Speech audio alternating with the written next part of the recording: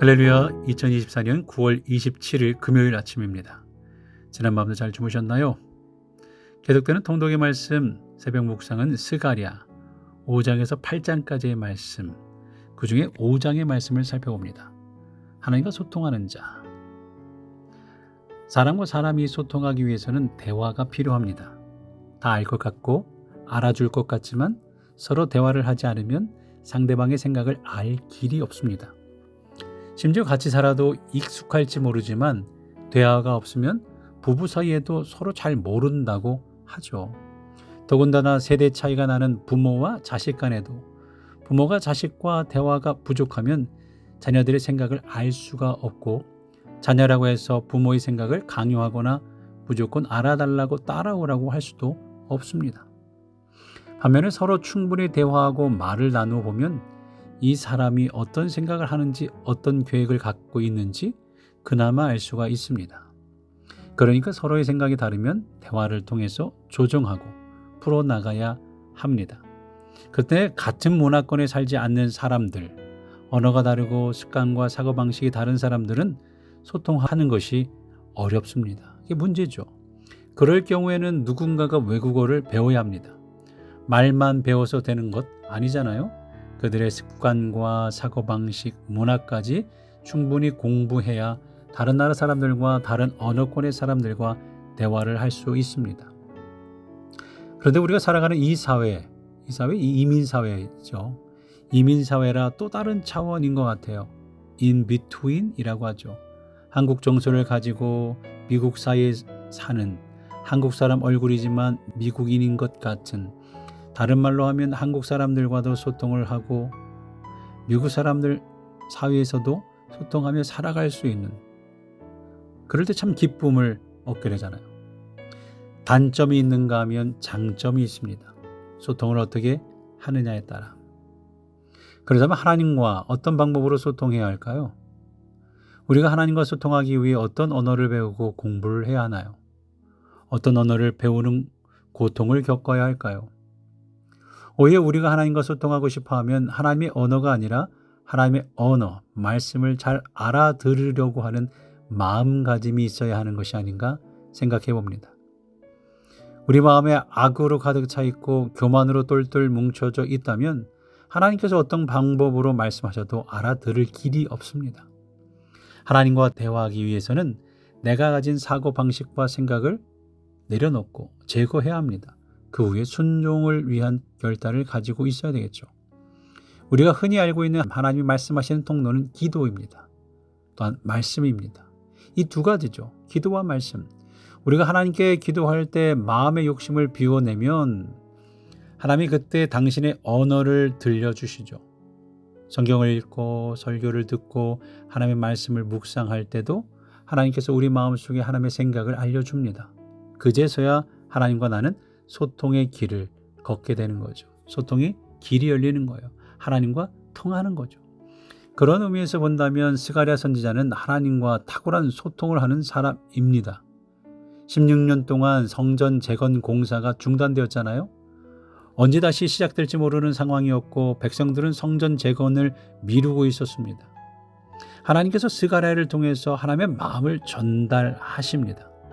그런데 하나님이 스가랴 선지자에게 전하는 방식이 독특하죠. 환상을 보여주시는 거예요. 환상을 보여주실 때마다 스가랴가 천사를 통해 하나님께 묻습니다. 어떤 의미입니까? 이 환상은 무슨 뜻입니까? 선지자가 물어보면 하나님이 대답해 주시는 거예요.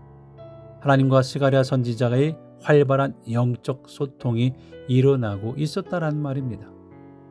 이런 일은 오늘 이 시대에는 불가능한 일일까요? 사무엘이 어렸을 때 영적 지도자는 엘리 제사장이었습니다. 엘리는 눈이 어두워 라고 표현되어 있는데요. 그 말은 영적으로 볼 것을 보지 못하는 사람이 되었다라는 말씀입니다. 영적으로 게으른 사람이 되었습니다. 처음부터 그렇지는 않았겠죠? 사무엘이 어렸을 때는 말이 희귀하여 말씀이 희귀하여 이상이 흔히 보이지 않았지만 사무엘에게는 예외였습니다. 성전에서 기도하다가 정을 청하며 하나님의 말씀을 듣기를 소망했던 사무엘에게 하나님은 당신의 언어를 들려주셨어요. 지금도 우리가 스가랴 선지자처럼 마음을 깨끗하게 비우고 하나님과 대화하기를 원한다면 하나님은 우리에게 이상을 보여주시고 하나님의 생각도 깨닫게 해 주실 줄로 믿습니다. 하나님은 그때나 지금이나 여전히 하나님의 백성들과 대화하기를 간절히 바라시는 분이기 때문이죠. 오늘 본문에 하나님이 스가랴 선지자에게 두 가지 환상을 보여줍니다. 1절과 2절 말씀, 내가 다시 눈을 들어 본즉 날아가는 두루마리가 있더라. 그가 내게 묻되 내가 무엇을 보느냐 하기로 내가 대답하되 날아가는 두루마리를 보나이다. 그 길이가 20규빗이요 너비가 10규빗이니이다. 환상 중에 20규빗, 10규빗의 큰 두루마리가 날아가는 것을 보았어요. 두루마리는 무엇을 의미하는 걸까요? 일반적으로 두루마리는 하나님의 말씀을 의미하죠. 3절에 볼까요? 그가 내게 이르되 이는 온 땅 위에 내리는 저주라. 도둑질을 하는 자는 그 이쪽 글대로 끊어지고 맹세하는 자는 그 저쪽 글대로 끊어지리라 하니. 20규빗, 10규빗 큰 두루마리는 9m, 4.5m 정도 되는 초대형 두루마리입니다. 근데 두루마리가 펼쳐져 날아가고 있어요. 펼쳐 있다라는 것은 온 세상에 임하는 하나님의 심판이 임박했다라는 것을 의미합니다. 날아가고 있다라는 것은 심판이 곧 임할 것이다라는 의미죠. 이 말씀을 스가랴가 하나님께 받았어요. 그는 받은 말씀을 백성들에게 전합니다. 백성들은 어떤 마음으로 말씀을 들었을까요? 크게는 세 가지 부류가 있었어요. 한 부류는 담담하게 하나님의 말씀을 받습니다. 그들은 영적으로 깨어있는 사람들이에요. 언제 하나님의 심판이 임해도 기쁨으로 하나님 앞에 가면 되는 사람들, 그들은 영적으로 깨어서 종말을 대비하는 사람들이죠. 두 번째 부류는 두려워서 떠는 사람들입니다. 이런 사람들은 일말의 양심이라도 있는 사람들이죠. 하나님 앞에 바르지 못함을, 바르게 살지 못했던 사람들은 심판이 선포되면 두려워합니다. 두렵습니다. 그 두려움은 곧 회개로 변할 겁니다.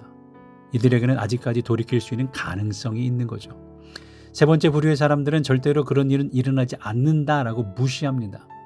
노아의 시대 홍수 심판의 예고를 들었지만 반응조차 하지 않았던 사람들. 소돔성이 멸망한다라는 말씀을 듣고도 귀를 기울이지 않았던 사람들이 이런 부류에 속합니다. 하나님의 말씀이 선포되면 각양 다른 방식으로 반응합니다. 여러분들은 어떻습니까? 하나님의 말씀이 때로는 위로의 말씀으로, 때로는 심판의 말씀으로 선포됩니다. 지옥불의 강력한 심판이 선포될 때 우리는 어떤 마음으로 하나님의 말씀을 받습니까? 내 신앙의 영적 상태에 따라서 하나님의 말씀은 다르게 각 사람에게 임하는 거죠. 또한 한 사람이라 하더라도 그 순간 영적 상태에 따라서 하나님의 말씀은 다르게 임합니다.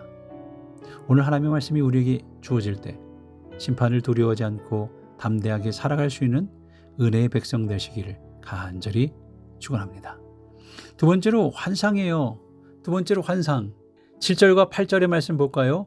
이 에바 가운데는 한 여인이 앉았느니라 하니 그때에 둥근 납 한 조각이 들리더라. 그가 이르되 이는 악이라 하고 그 여인을 에바 속으로 던져 넣고 납 조각을 에바 아기 위에 던져 덮더라. 선지자는 한 에바 안에 여인이 앉아 있는 것을 보았습니다. 에바는 곡식을 담는 바구니죠. 한 에바는 약 20리터가 들어갑니다. 성인은 들어가서 앉아 있을 수는 없어요. 여기서 얘는 빚어 만든 여신상을 의미합니다. 곡식을 담는 에바에 빚어 만든 여신의 우상이 들어가 있다는 것은 무엇을 의미하는 걸까요? 에바 안에 여인상이 있다는 것은 우리가 먹고 살기 위해 하는 일이 곧 우상을 숭배하는 일이 될 수도 있다라는 경고입니다. 사람들은 먹고 산다는 핑계 아래 우상을 숭배하는 것을 쉽게 생각합니다. 하나님, 아이고 저도 먹고 살아야죠. 그렇지 않습니까? 우리 식구들 굶기면 안 되잖아요. 이렇게 말하면서 자신이 우상 숭배하고 있다는 사실을 정당화합니다. 참 현실적이면서 무서운 말이죠. 아니, 정말 먹고 사는 문제가 굉장히 중요합니다. 그럼에도 불구하고 하나님은 이것을 경고하는 거예요. 성경은 이 문제를 여러 번 경고합니다. 인류 최초의 범죄, 선악과 사건도 먹는 문제였어요. 물론 교만의 문제를 다루고 있지만 우리가 쉽게 도전받는, 이해하는 먹는 것에 대한 것입니다. 예수님께서 공생애를 시작하기 전에 40일을 금식하셨어요. 금식 후에 사단이 와서 예수님을 먹는 것으로 시험합니다. 인간은 먹는 것에 약해요. 음식에 우리 먹는 문제, 먹고 사는 문제가 심각한 거죠. 그렇지만 주님은 단호하게 거절하시잖아요. 첫 번째 인류였던 아담과 하와는 유혹에 넘어갔지만 예수님께서는 당당히 거부하셨어요. 참 어려운 현실적인 문제지만 우리도 먹고 사는 문제 때문에 우상을 섬기는 어리석은 행동을 하지 않기를 바랍니다. 두 가지 환상이 스가랴 선지자에게 주어졌고 선지자는 환상의 의미를 풀어서 백성들에게 전달했습니다. 백성들은 각자 자신의 믿음의 상태대로 하나님의 말씀을 받을 겁니다. 여러분은 어떻게 받으실 겁니까? 오늘도 이 말씀이 우리에게 선포될 때 우리의 마음의 상태에 따라서 믿음의 상태에 따라서 하나님의 말씀을 받아들일 겁니다. 하나님의 말씀을 있는 그대로 받아 순종하고 깨어있는 믿음의 백성들 되시기를 간절히 축원합니다. 우리 한번 다짐하며 하루를 출발해 볼까요? 마음에 있는 욕심을 버리고 하나님과 소통하겠습니다. 먹고 사는 현실적인 문제 우리에게도 있지만 그걸 인해서 우상을 섬기는 일 하지 않겠습니다. 오늘도 우리 자신을 돌아보며 하나님께서 주시는 말씀을 깊이 묵상하며 이 하루를 출발하실 때에 주신 말씀 생각하며 나의 우선순위가 하나님께서 나에게 주신 것이 무엇인지, 하나님과 소통하는 것이 무엇인지, 나의 죄악을 위해, 회개를 위해, 또한 주변의 어려운 이들, 영적인, 육신적인, 경제적인, 신분적인, 가정적인 환우와 근심과 걱정 속에 있는 분들을 위해 기도해 주시기 바랍니다. 믿지 않는 영혼을 위해서, 태신자를 위해서 함께 기도해 주시고, 어저께 집사교육이 오전에 교육이 있었지만 이제 주일날 본격적인 집사교육이 있게 됩니다. 집사교육을 위해서 함께 기도해 주시기 바랍니다. 우리 기도하며 이 하루를 출발하겠습니다.